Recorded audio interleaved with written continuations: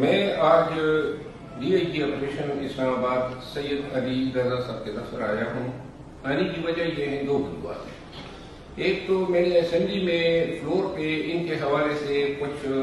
باتیں کی جو مناسب نہیں تھی، ناتبا تھی۔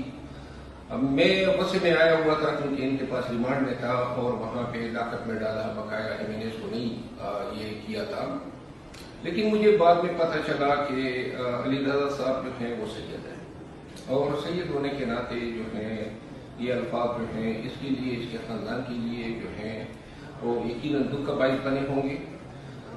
لیکن جس چیز نے مجھے آج ان کے دفتر آنے میں مجبور کیا وہ یہ تھا کہ اس دور میں جبکہ ہم ہر طرف عظیمتیں اور تکالیف جھیل رہے ہیں، دو تین میٹرز میں نے